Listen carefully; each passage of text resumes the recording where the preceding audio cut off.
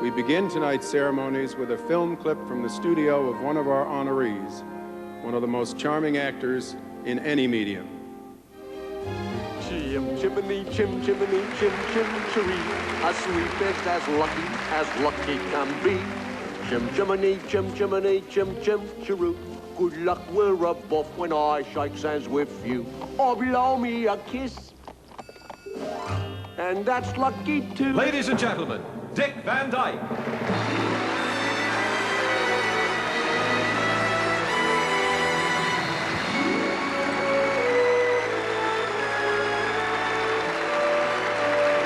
Good evening.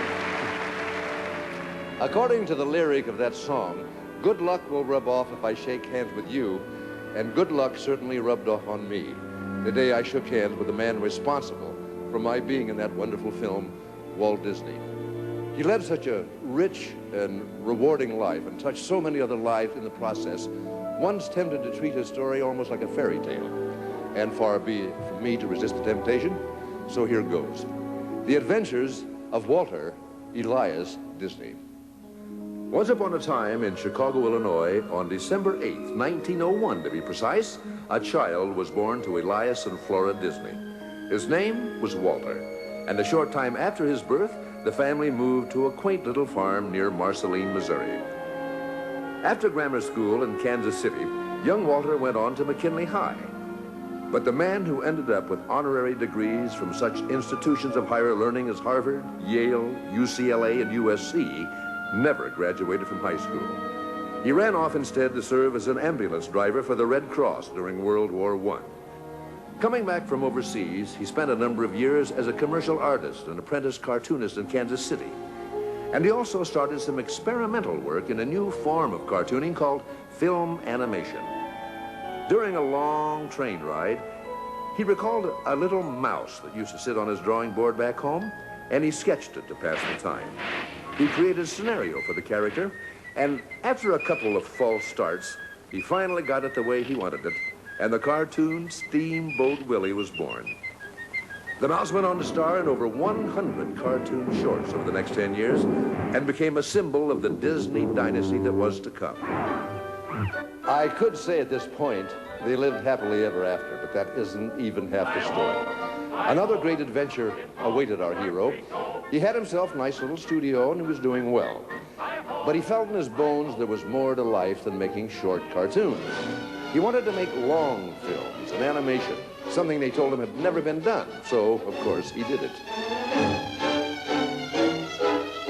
While all this was happening, he found time for a personal life, too. He married a lovely lady named Lillian and made her his queen. They had two beautiful princesses named Diane and Sharon, and everything seemed to be fine in the kingdom.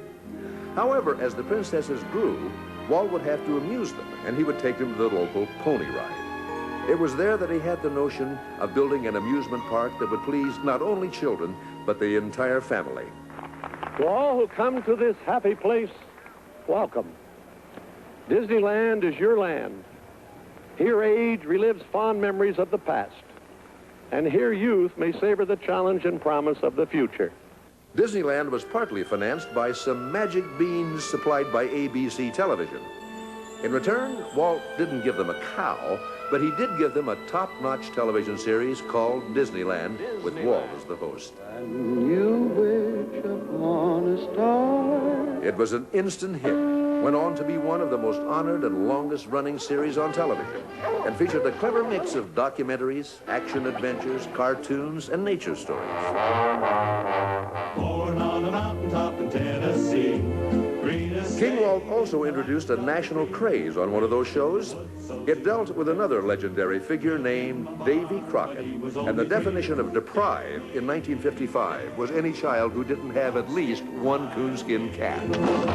We are the Merry Mouseketeers. The kingdom grew with the addition of a group of Moppets who sang and danced and wore another type of unusual headgear. They were called the Mouseketeers. Oh, we can be the Mouseketeers. Mouseketeers. King Walt moved his Magic Kingdom to the NBC television network in 1961, and it helped to spur the sale of another miracle, color TV sets. It was during this period that Walt reached even further into his bag of wonders and came up with Disney World, an Eastern kingdom, to match in splendor and excitement his West Coast land of enchantment. Each time the king embarked on a new venture, the scoffers and the skeptics said, "This time you've gone too far. You're going to fall off the beanstalk. You'll be swallowed by the whale. You'll be cursed by the wicked witch of overexpansion." But each time, though hovering on the brink of disaster, he managed to triumph. And one of his greatest triumphs was the experimental prototype city of tomorrow, better known as Epcot. And the story continues with Disney having its own cable channel and the Disney TV movie happily ensconced on ABC on a weekly basis, delivering family entertainment on a grand scale.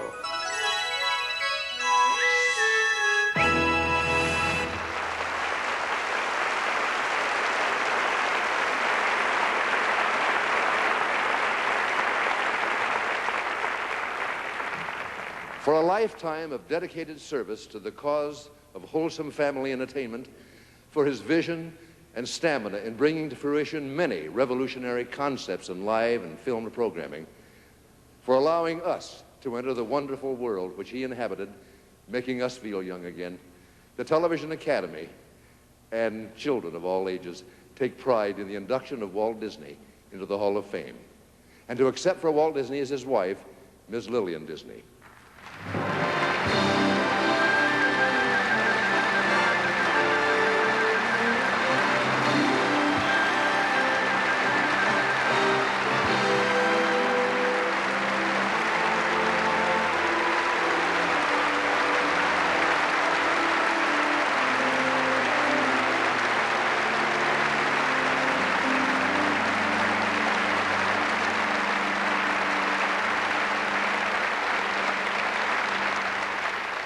First, I want to introduce these two gentlemen, Walt's and my grandsons. This is Christopher Disney and Walter Elias Disney. And I wanted to tell you how happy we are to be here tonight. And I also want to tell you how proud we are to pick up this award for Walt. And I want to thank you for my family, for myself, and for my Walt. Thank you all.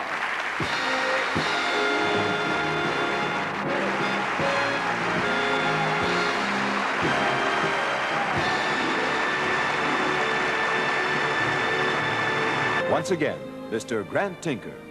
We thank you all for being a part of this tribute